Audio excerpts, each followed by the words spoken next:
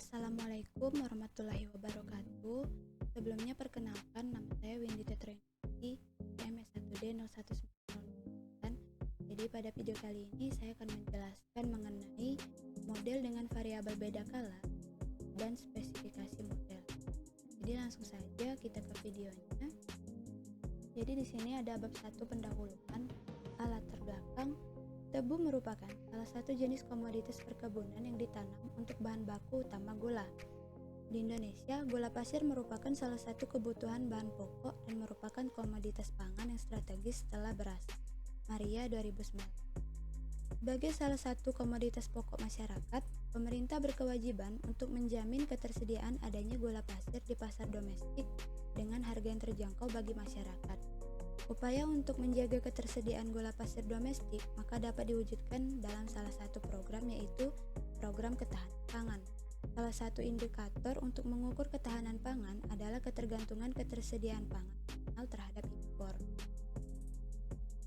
Produksi gula pasir dalam negeri yang mengalami penurunan dari tahun ke tahun yang disebabkan karena beberapa faktor, diantaranya yaitu efisiensi pada tingkat tanaman atau on-farm yang masih rendah dan efisiensi pabrik gula atau off-farm yang masih rendah karena mesin penggiling tebu yang sudah termakan usia hingga tidak dapat memproduksi gula pasir dengan maksimal. Mardianto et al. 2005. Akibat dari penurunan produksi gula pasir dalam negeri, pemerintah harus mengimpor gula pasir untuk mencukupi kebutuhan akan konsumsi gula pasir dalam negeri. Konsumsi gula pasir dalam negeri diperkirakan akan terus meningkat seiring dengan peningkatan jumlah penduduk dan pendapatan masyarakat per kapita. Dengan bertambahnya jumlah penduduk tiap tahunnya, maka diperkirakan kebutuhan akan konsumsi gula pasir dalam negeri akan mengalami kenaikan dari tahun ke tahun. Sebagai salah satu negara yang berpenduduk besar dengan pendapatan yang terus meningkat, Indonesia sangat berpotensi menjadi salah satu negara konsumen gula pasir terbesar di dunia. Mengingat bahwa gula pasir merupakan salah satu dari 9 bahan pokok yang sangat dibutuhkan oleh seluruh kalangan masyarakat dan jumlah penduduk yang terus meningkat dari tahun ke tahunnya mengakibatkan jumlah produksi gula pasir dalam negeri tidak cukup untuk memenuhi kebutuhan masyarakat, sehingga pemerintah melakukan impor gula pasir untuk memenuhi kebutuhan akan gula pasir dalam negeri.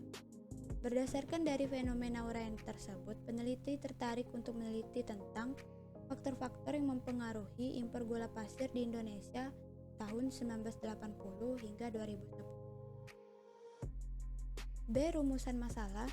1. Bagaimana pengaruh jumlah penduduk terhadap impor gula pasir di Indonesia? 2. Bagaimana pengaruh konsumsi gula pasir terhadap impor gula pasir di Indonesia? 3. Bagaimana pengaruh produksi gula pasir terhadap impor gula pasir di Indonesia? C. Tujuan. 1. Untuk mengetahui pengaruh jumlah penduduk terhadap impor gula pasir di Indonesia.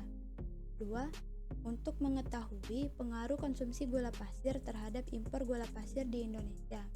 3. Untuk mengetahui pengaruh produksi gula pasir terhadap impor gula pasir di Indonesia. Baiklah, di sini ada bab 2 metode penelitian. A. Jenis dan sumber data. 1. Jenis data. Jenis data yang digunakan adalah data time series. 2. Sumber data. Sumber data berasal dari skripsi yang ditulis oleh Yayan Sukmawiranata dengan judul Faktor-faktor yang mempengaruhi impor gula pasir di Indonesia tahun 1980 hingga 2010. B. Spesifikasi model.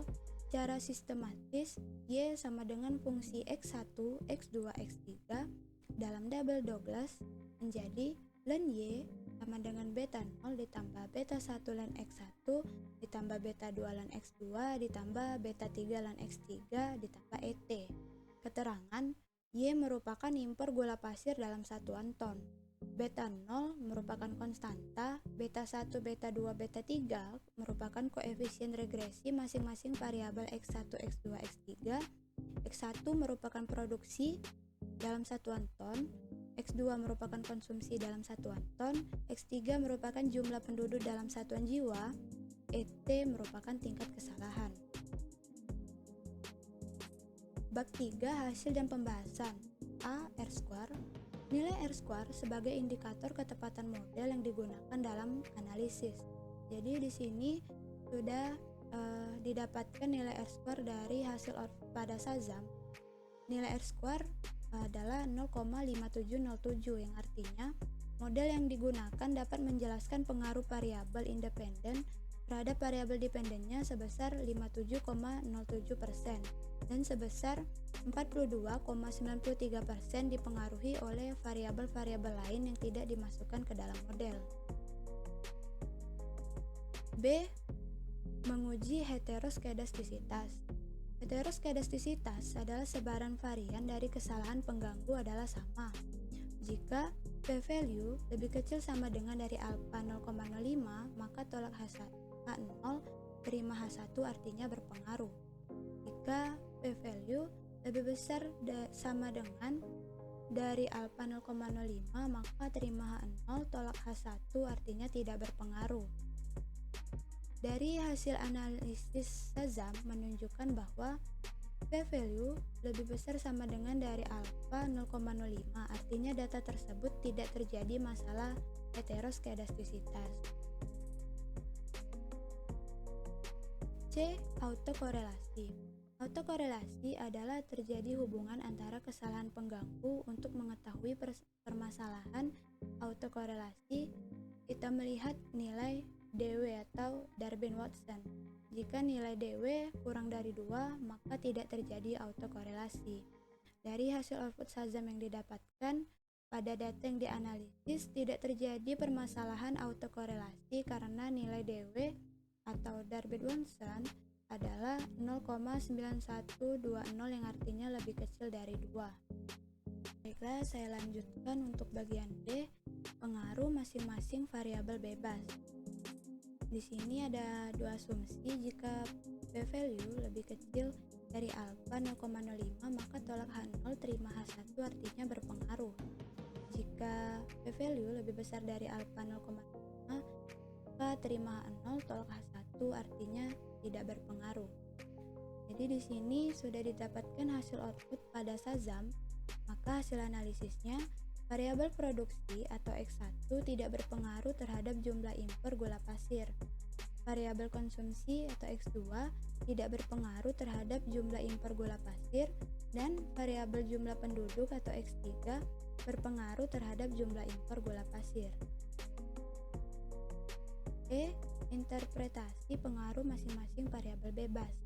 Hasil analisis, variabel produksi memiliki koefisien regresi sebesar 0,66412. Artinya, apabila produksi naik 1%, maka impor gula pasir akan naik sebesar 0,66412%. Begitu juga sebaliknya. Untuk variabel konsumsi memiliki pengaruh secara nyata, serta variabel jumlah penduduk tidak memiliki pengaruh secara nyata terhadap jumlah impor gula pasir. Bab 4 penutup. Untuk kesimpulan, yang pertama, variabel produksi atau X1 tidak berpengaruh terhadap jumlah impor gula pasir. Yang kedua, variabel konsumsi atau X2 tidak berpengaruh terhadap jumlah impor gula pasir.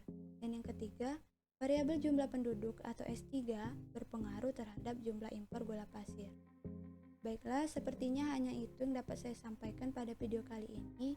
Semoga dapat bermanfaat bagi menontonnya. Sebelumnya saya mohon maaf jika ada salah kata. Kepada Allah saya juga mohon ampun. Saya akhiri. Wassalamualaikum warahmatullahi wabarakatuh.